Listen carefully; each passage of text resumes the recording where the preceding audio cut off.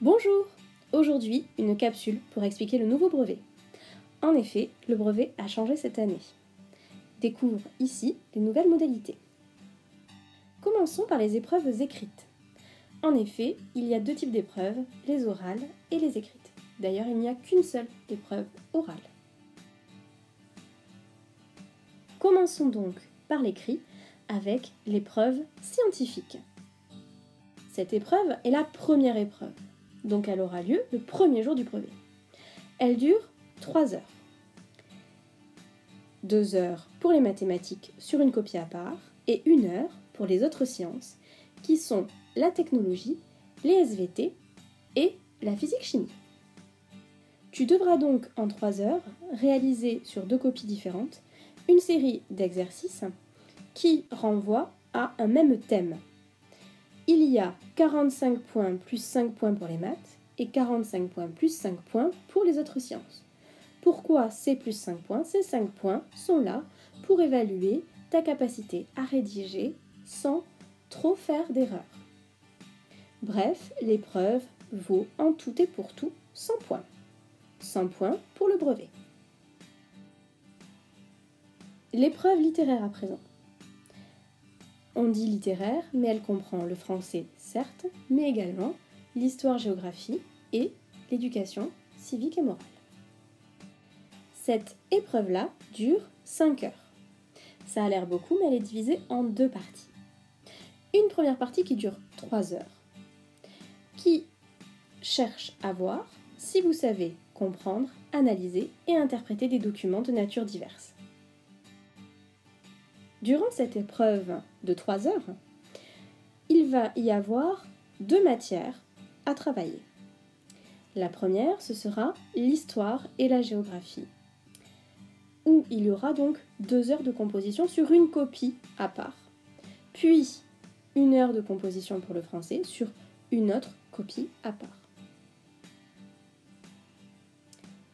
Ici, je vous ai mis le décompte des points, 50 points pour l'histoire-géographie et 20 points pour le français.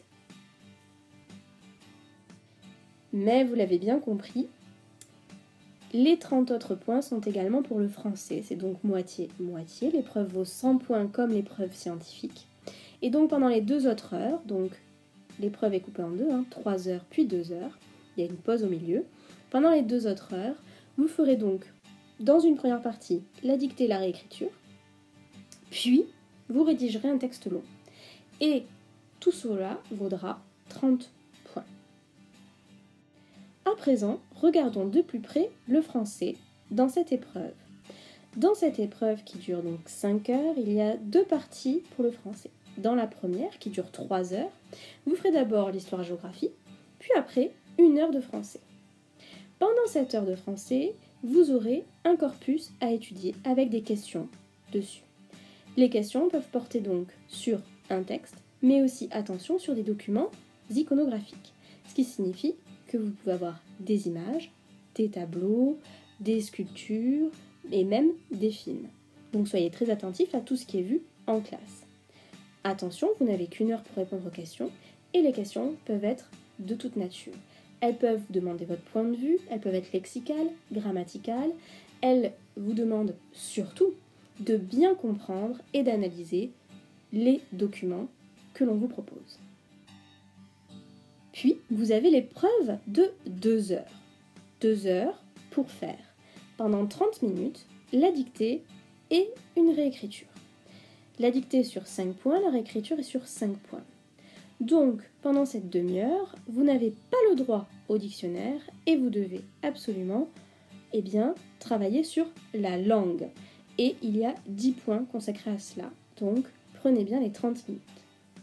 Pendant les 1h30 suivantes, vous avez la rédaction qui est au choix, qui sera sur 20 points. En effet, il y a le choix.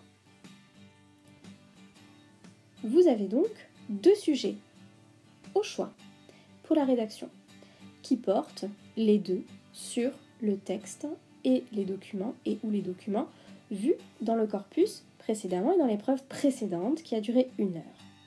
Et donc là, vous devez choisir entre le sujet de réflexion ou le sujet d'imagination. Sujet de réflexion, Il se traite en réfléchissant à des exemples précis que vous aurez vus dans l'année ou qui viennent de votre culture personnelle, ou bien des années antérieures, bien entendu. Et vous devez donc organiser, un peu à la manière d'un paragraphe argumenté ou d'une dissertation, votre devoir. Le sujet d'imagination, ça peut prendre diverses formes, une suite de textes que vous avez eus, une lettre, un discours, un dialogue, ça peut être toutes sortes de textes, un petit peu littéraires, et donc ça fait davantage appel à votre imagination, et bien souvent ce sont des écrits d'imitation, c'est-à-dire on vous demande un petit peu de faire ce que vous avez travaillé tout au long de l'année, et de se mettre à la place de l'auteur, et de devenir vous-même auteur. L'épreuve orale maintenant, puisque nous avons vu toutes les épreuves écrites. Elle porte sur la soutenance d'un projet. Soutenance, ça veut dire soutenir quelque chose, ça veut dire venir présenter un projet. Cette épreuve dure 15 minutes et elle rapporte 100 points. Ce qui signifie qu'il faut bien préparer son oral, car ça rapporte autant, c'est noté sur le même nombre de points, que l'épreuve littéraire ou que l'épreuve scientifique. Donc c'est une épreuve très importante. Alors nous avons dit soutenance d'un projet, mais quel projet? Eh bien vous pouvez présenter un EPI, c'est-à-dire un projet mené en interdisciplinarité, c'est-à-dire avec plusieurs matières que vous aurez eues dans l'année. Vous pouvez présenter un des deux, ou bien vous pouvez présenter aussi un projet de classe qui s'intègre dans un parcours.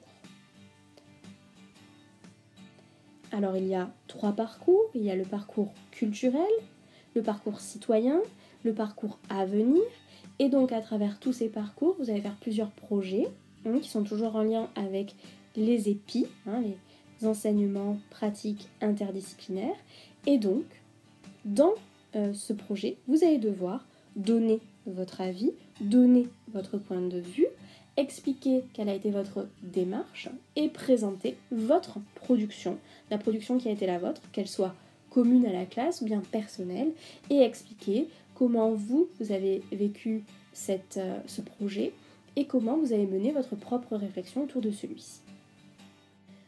D'un point de vue plus prosaïque, c'est-à-dire plus terre à terre, il y a 5 minutes environ, on ne va pas vous arrêter au bout de 5, mais 5 à 7 minutes d'exposé.